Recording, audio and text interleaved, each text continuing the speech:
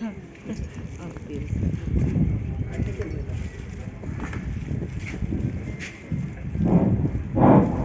अभी के जिला भानी गांव पंचायत के प्रमुख प्रशासकीय श्री प्रणाम बेटा जी उपस्थित भइल बानी।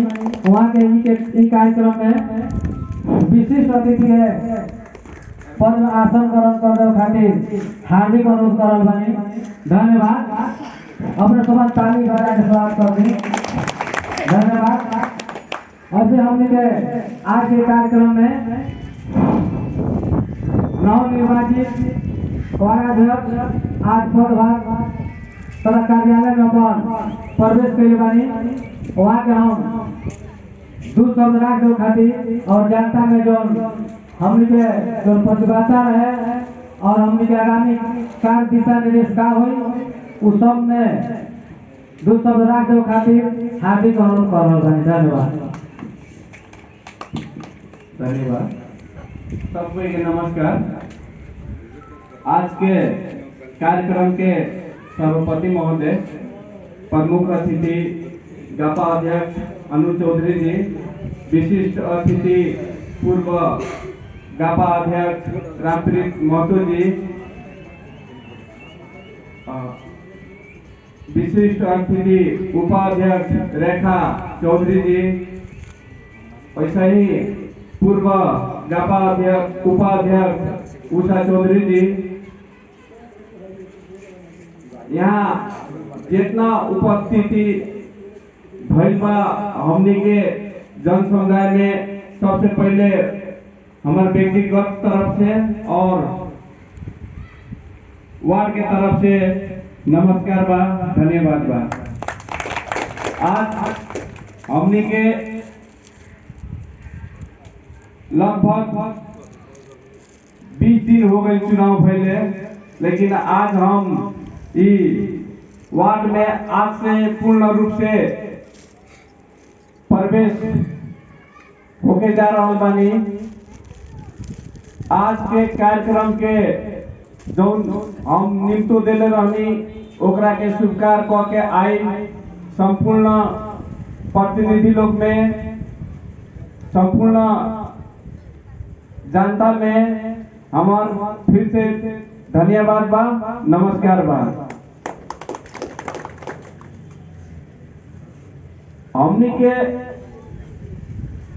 हमनी तो सब लोग ना कहें, लेकिन हम आज के जो पद में आयल बानी, बड़ा अध्यक्ष के पद में बानी, हम नया बानी। अगर हमरा से कोई टूटी हुई तो ओकरा खातिर हम क्षमा पहले ही मांगतानी। अपने लोग से पुराना जो हमनी के बड़ा अध्यक्ष बानी, चाहे सदस्य बानी, चाहे अध्यक्ष जी बानी, चाहे जे भी बानी, उन लोग से हम राय सलाह लेके हम काम करें। और बात ई बाकी पहिलका में अभी में तनका फर्क पड़ी, इससे फर्क पड़ी कि हमनी के जो अधिकार बा, वार्ड के जो अधिकार बा उनमें कुछ परिवर्तन ले बा। हम आग्रह भी करतानी गापा अध्यक्ष से अनु चौधरी जी से कि जो हमार जनता के हमरा मार्फत जो सेवा सुविधा मिले वाला होई ओकरा के तनी ओकरा खातिर देख दहल जाई। जैसे जन्मदाता के बात हम बहुत ही जगह सुनले बानी चुनाव के माहौल में कि जन्मदाता के 200 रुपया लियात रहे, प्रतिलिपि के 500 रुपया लियात रहे, सिफारिश के 100-200 रुपया लियात रहे। एकरा में जो हमने के वार्ड के आमदनी बना के जात रहे गापा में, ओकरा के कुछ हम अपने से आग्रह करतनी कि उनमें मैनेज करके जाए पड़ी। हमने के वार्ड के अधिकार के चीज बाबू जैसे 35 दिन के भीतर जोन बाल बालिका होई ओकरा के निःशुल्क कर देवे के जन्मदाता में, 35 दिन के जोन बेची होई ओकरा के 50 रुपया में लिया देवे के, प्रतिलिपि जोन बुलौले रही जन्मदाता ओकरा के एगो शुल्क अनुसार माने दंड अनुसार 100 रुपया में ओकरा के कर देहल जाई। ओकरा बाद में अपने के जे भी बा जैसे हमनी के नागरिकता बनावे खातिर एगो फॉर्म भरे में 100-150 रुपया लागे, उ निःशुल्क होई, उ में हमनी के 1 रुपया ना लागी। ओकरा बाद में अपने लोग के सिफारिश जोन बा, सिफारिश करे में जोन पैसा लागत रहे उ 1 रुपया ना लागी, फ्री में सिफारिश होई। जोन भी हमनी के जनता के सेवा सुविधा होई ओकरा के हमनी के वार्ड के तरफ से हमनी के ओकरा के जितना से कम होके जितना सुविधा देवे के होके उ हमनी के वार्ड के तरफ से देवे में तैयार बानी सब। ओकरा बाद में हम अध्यक्ष जी से ई भी कहें कि हमनी के एगो पुराना बस्ती, सबसे पुराना बस्ती महादेवपट्टी अपने के शेरवा जोन भी बात हमनी के पहले से हमनी के कहत आयल बानी सब कि हमनी के 200-250 बरस पुराना बस्ती भैला के नाता से चाहे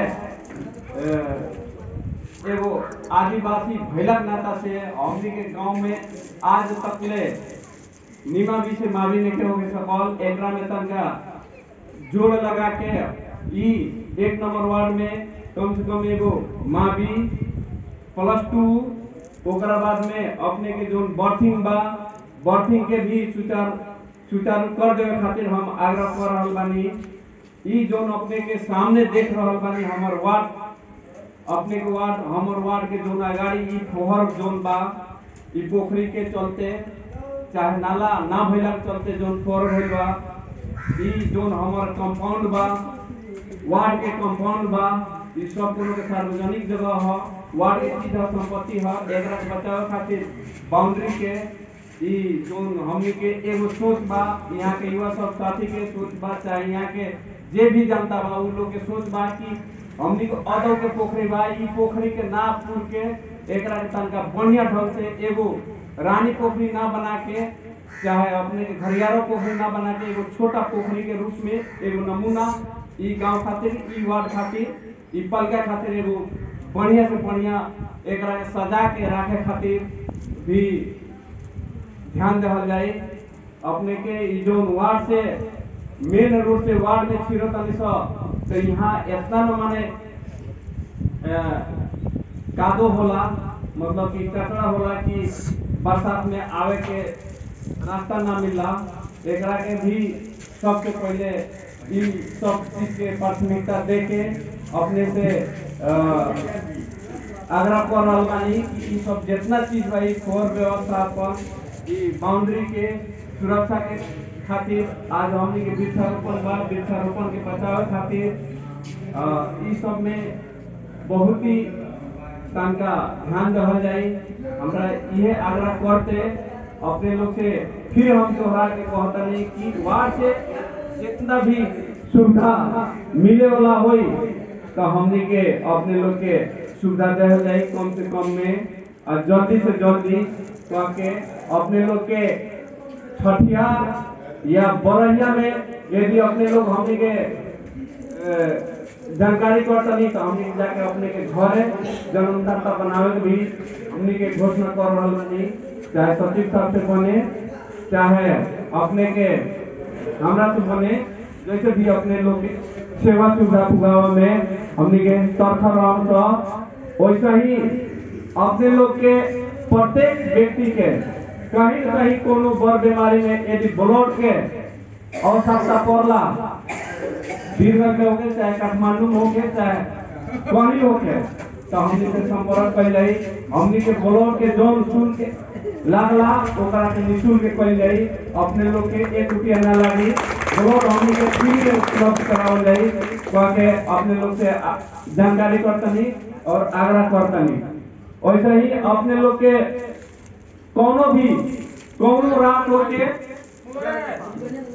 कोनो रात होके दिन होके पानी बरफ होके चाहे कोनो ऐसा समस्या होके कोनो ऐसा समस्या में अपने लोग हमरा के फोन करें, रात बिरात ई मत सोचे कि मुखिया हो गए बा, वार्ड अध्यक्ष हो गए बा, हमार काम ना करी, वो बात नहीं है। कोनो ऐसा आफत विपत में अपने लोग पड़ल होके तो याद कर जाई, हमनी का अवश्य पुगल जाए।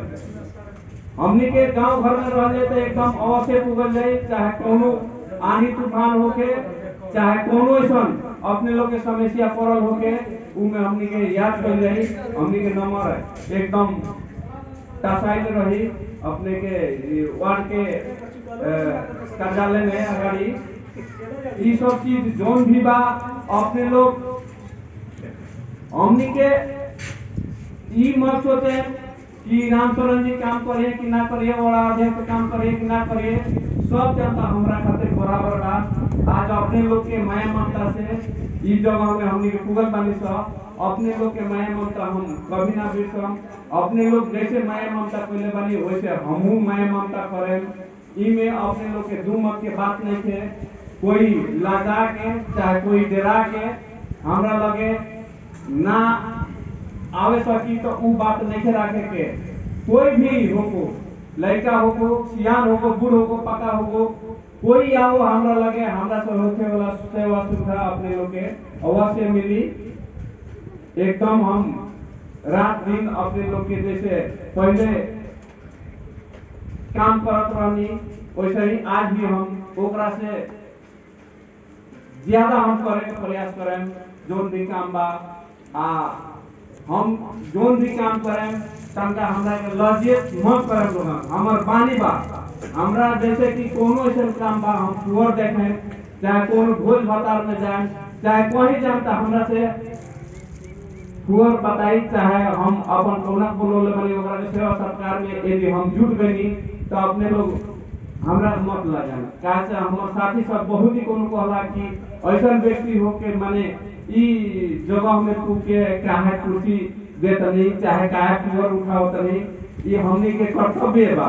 हमनी मनुष्य बानी से हमनी के सेवा करे के चाहे आज तो खैर पहले ना होत रहे, लेकिन आज से शुरू हुई हमनी के धीरे धीरे कार्यक्रम करें। सब हमनी के सब सफाई कार्यक्रम कहीं गोबर सोरे पड़ी, कहीं सुअर उठावे पड़ी, कहीं घास पात काटे पड़ी, उ सब हमनी के अपने कर जाई। हमनी के जनता के जैसे सुविधा होके, जैसे सेवा होके वैसे करे हम तैयार बानी। ई में तनका अपने लोग के खैर साथी समाज के लाज लागत हुई, लेकिन हमार लाज ना लगला, काम करे में हमार लाज ना लगला। कोनो ऐसा काम हुई हम अपना से कर सकता नहीं। आदमी के पाछे से ना हाकल जाला, आगे से हाकल जाला, ओ के चलते हम कोनो ऐसा काम में भोज भतर में चाहे कोनो में अगर हम जूठे उठावत नहीं, पानी चलावत नहीं तो ओकरा में लज्जित ना माने पड़ी। हमनी के मनुष्य के कर्तव्य है आ हमनी के उ कई धर्म में भी है, ई सब कई कोनो बुरा चीज नहीं है, निमन चीज बा एकरा। हाँ, जैसे हमनी के पालिका के तो बात ना करें, लेकिन हम पालिका से भी आग्रह कर रहल बानी कि एगो शिक्षित बनावे खातिर, एगो हौसला देवे खातिर, जैसे हमनी के पूर्व गापा अपने के साइकिल दिलन 8 क्लास के बच्चा के, +2 के बच्चा के, वैसे ही हम हौसला देवे खातिर अपने के कुआर लड़की जितना भी अगर बैचलर कट के शादी ब्याह करता तो ओकरा के हमनी के वार्ड मार्फत 25,000 रुपया देवे के भी घोषणा कर रहा है। हमनी के जे भी बा अगर नाबालिग के शादी करता तो वो बैचलर कभी पढ़े लिखे सकत, नाबालिग में अगर बालिग हो जाता तो ओकरा बैचलर कर लेता तो एक तो शिक्षा के बिचला तो में चल जाता, ओकरा बाद में कहीं कहीं शिक्षा प्रति चाहे कोनो ऐसा प्रति उनकर कहीं सेट हुई, वो के चलते अपने लोग निर्धक होके अपन बाल बच्चा के कम से कम बैचलर कराए लोगन। बैचलर कराए तो हमनी से एकदम 25,000 रुपया जय को लड़की पढ़ल होके, चाहे कोनो जात के होके, कोनो समुदाय के होके, उसे हमनी के छुटियावत नहीं थे। जे भी अगर बैचलर पढ़ लेता आ शादी करता तो जानकारी कर ले ओकरा 25,000 रुपया अवश्य मिली, ना मिले के सवाल नहीं है। वैसा ही आज हमने के दूसरों जगह कार्यक्रम भैला के नाता से कुछ हमने के कम घोषणा कर जाए, दिन पीछे रात बा, रात पीछे दिन बा, फिर ऐसा कार्यक्रम बहुत ही हुई।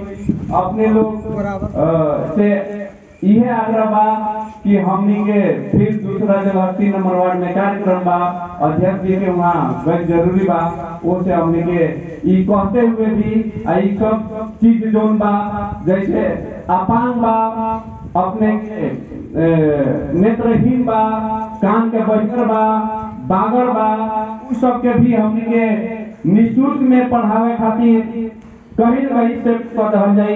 अपने लोग के यदि बाल बच्चा वैसे होई तो हमनी के ओकरा खातिर नाम लिखावे के, पढ़ावे के, राखे के सब सुविधा हमनी के देश तनी सा जिला सब तनी सा अपने लोग वो भी अपन अपन गांव में अपन टोला में जाके कह जाई। यदि पढ़े वाला इच्छुक बागर होके चाहे आँख के आनर होके वैसन के भी हमनी के व्यवस्था मिलौने वाले का कह के अपन दू शब्द ये तुम्हें आओ तनी फिर आयल प्रतिनिधि ना आयल प्रतिनिधि हमर नेता स्वीकार कह के आयल बने, उनका खातिर धन्यवाद बा, बधाई बा, इतने कहते नमस्कार, धन्यवाद।